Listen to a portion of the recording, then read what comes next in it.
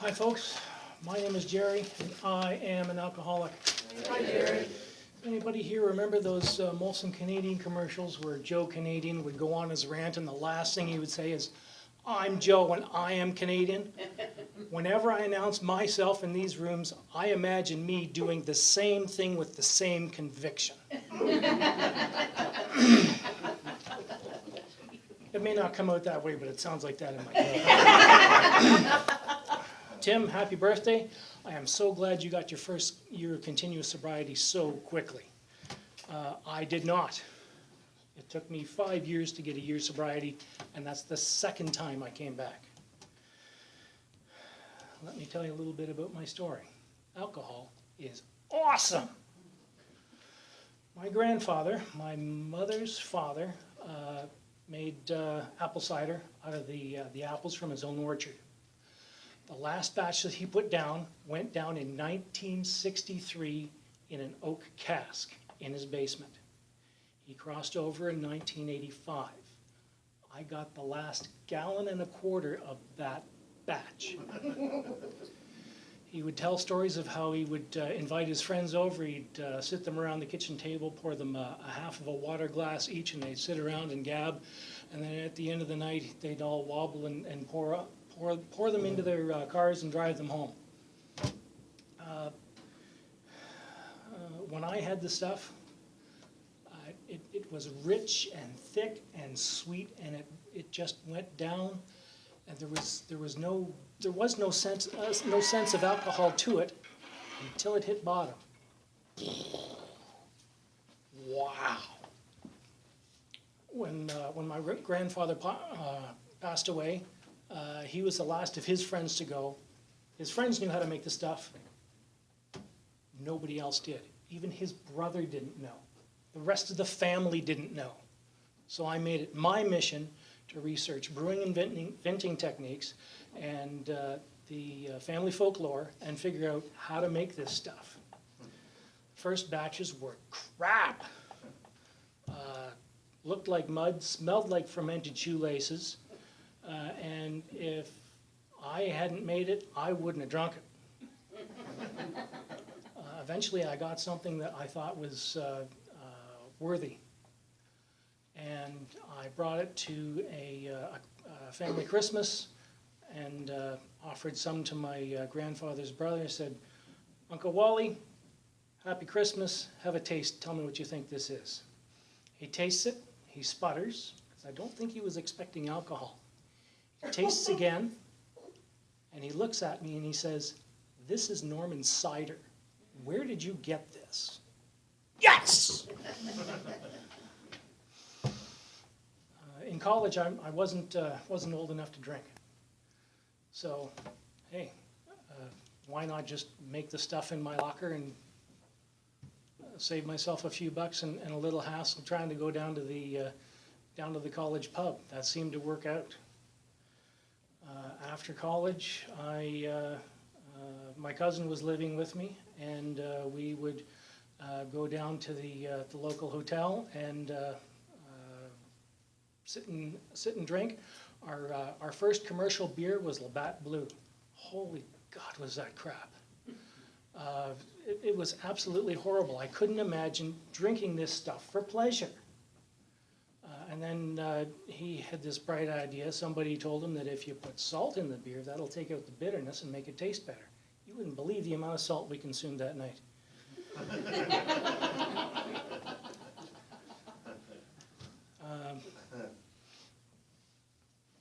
We'd go down every Thursday, and we knew how much we were going to drink, so we didn't drive, we walked.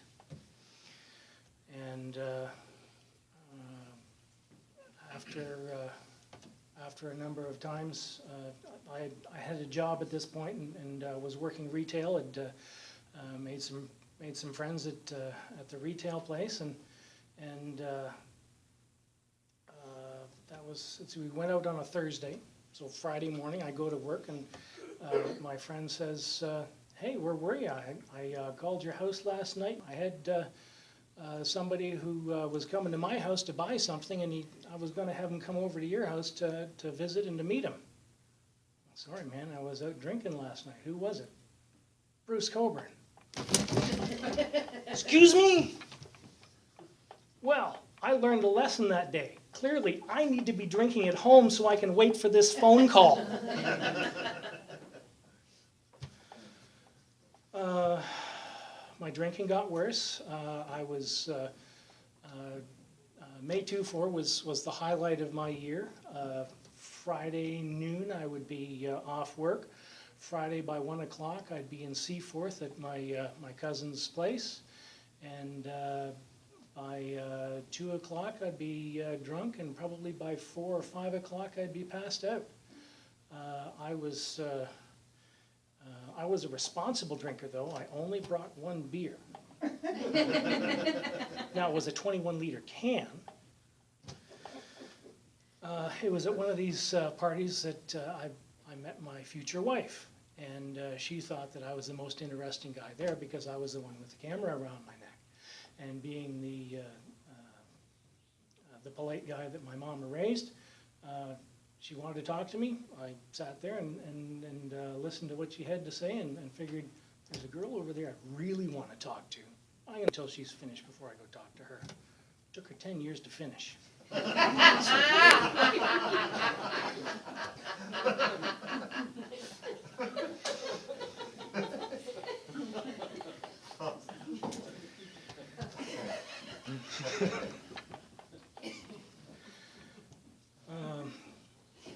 So, drinking at home, Saturday nights.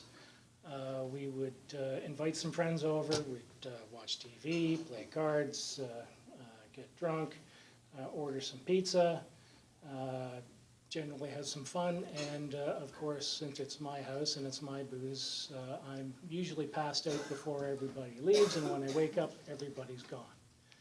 Didn't take long for the guests to get tired of this, and they stopped coming. I didn't stop the drinking. The drinking got worse. Eventually it came down to me getting blackout drunk twice a week. I could not go more than 3 days. There was a time where I had to do a presentation for a computer geekery conference, and I knew that I was able to manage my alcoholism. I could go 3 days before I needed to get drunk. So, conference is on Thursday, Wednesday, Tuesday, Monday. Get drunk Monday, feel like crap on Tuesday, brain fog, can't think. Wednesday, I'm feeling pretty good. Thursday, I'm on top of my game. I can do the presentation. Thursday afternoon, 6 o'clock, the thing is done. I'm out to the liquor store. That's managing the addiction, right? I would wake up after these blackout drunks, and it was a regular occurrence.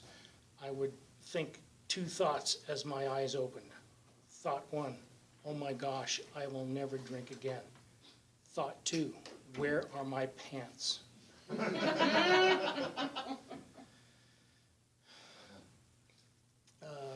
Eventually it got to the point where I knew I needed help, and I knew I needed to come here. So I called the hotline, and I asked them, okay, where's the nearest meeting? They said, where are you? Okay, well, in my head I'm thinking, nobody's ever heard of New Hamburg. It's the kind of place you drive past to go someplace else. I'm in Stratford. Okay, she gave me a couple of places in Stratford. One was a men's meeting, so I went to the men's meeting, and I did it just like Tim. I walked in alone, nobody to help me, not knowing what to expect. My defenses were down. I walk in there and I get just a giant energy wave of love from guys I'd never met before.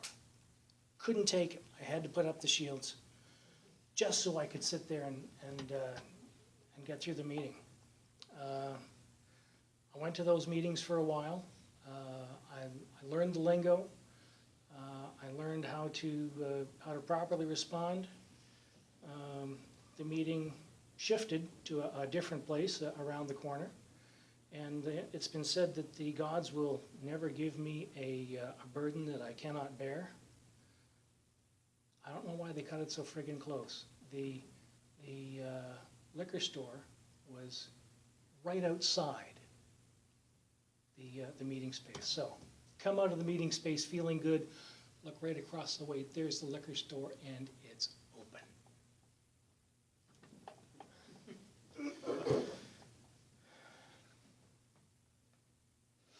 So I quit those meetings. It was too easy to lie to the members. I hadn't learned at that point yet that the person I had to not lie to was myself. I was self-medicating for anxiety. Alcohol wasn't the problem, it was the solution. If I'm anxious over a social situation, alcohol takes care of that. If somebody's bothering me at work, then alcohol afterwards takes care of that. If I'm terrified that I'm going to lose my job, alcohol takes care of the anxiety. So when alcohol stopped working, and I dropped that as a coping mechanism, great. Now I've got problems and no coping mechanism. Now what?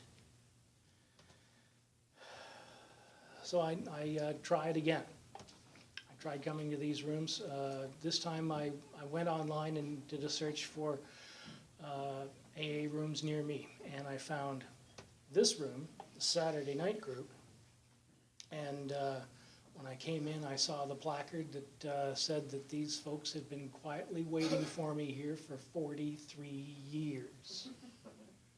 And immediately developed a resentment for the woman who answered the hotline years before. Why didn't she tell me about this? And then I remembered, what about step 4? What infinitesimal, ridiculously small part could I have played in any of this in order to make things play out like this? Well, I didn't exactly tell her I was from New Hamburg, now did I?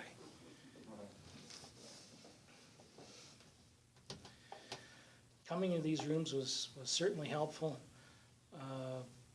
Before I got here the second time, I realized I was in real trouble. I was thinking about killing myself.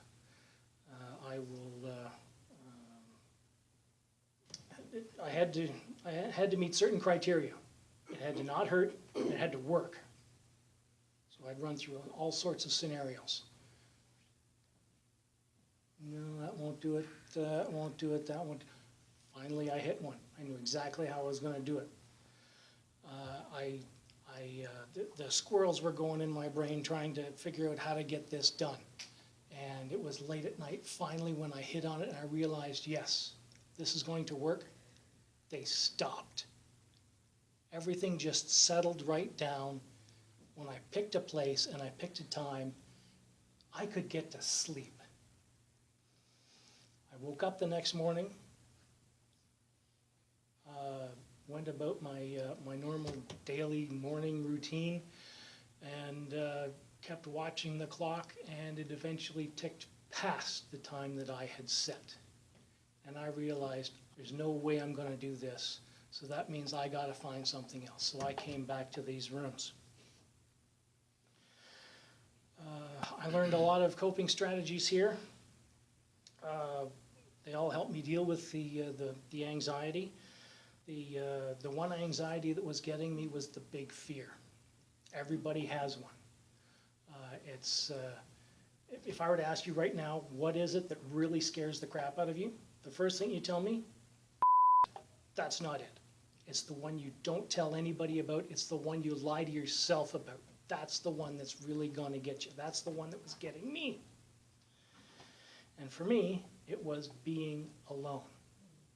Now, I'm an introvert, so there's kind of a juxtaposition there, right? With introvert being afraid of being alone. But I did what I had to do. I ditched my current relationship, and I lived my life by myself, without anybody else, and it was fine. also made use of the Interfaith Counseling Center here around the corner. My doctor was part of a group that got me 8 sessions a year for free. So I was able to, with them and the Joe and Charlie tapes, which I'd been listening to and from work, I'd been able to recognize there were 2 voices in my head: the keen alcoholic mind and the sober mind. And once I was able to recognize and separate those 2, I could recognize that the keen alcoholic mind was right there gabbing at me all the time, telling me what I should do and telling me what I was afraid of. Occasionally, the sober mind would say something, but the keen alcoholic mind would drown him out. But once I recognized which one was which, I could tell the keen alcoholic mind to go pound salt. Every now and then, though, he'd pipe up. But over the course of a year, 2 years, that voice became quieter, smaller, spoke less often, and the 2 switched places. So with the big fear gone, now the anxiety's gone, and I can separate the voices, and the dominant voice is the one of reason. Things are looking better for me. I also cut out watching or listening to the news, because the news is all about telling me about people that are dead half a world away that I can't help. This does me no good. A friend of mine long ago told me he doesn't watch the news either. He figures if there's anything important that he needs to hear about, somebody near him will tell him. That makes perfect sense.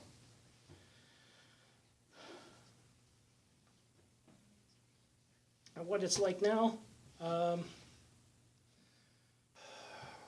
the first year and a half, I've been waiting for the other shoe to drop.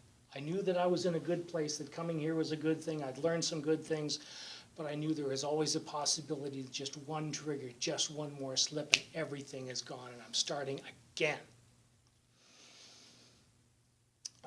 At the 6-month mark, now I decided that my sober date was going to be the day after May 2-4, so I would have a great big one last blast, get it all out of my system, and then start anew. So, 6 months in, and I've got a clean time counter on my phone, so I can stop and look and count the seconds when I need to.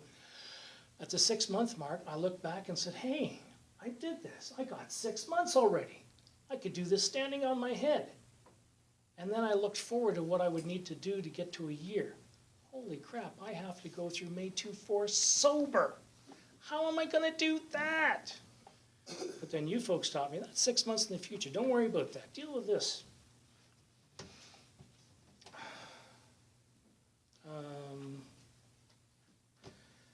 The $400 a month that I was spending on booze at the height of my addiction, I'm still spending, but now it's on other stuff. I'm buying tools and materials to make art and to make cosplay props, and I'm having a lot of fun operating dangerous equipment.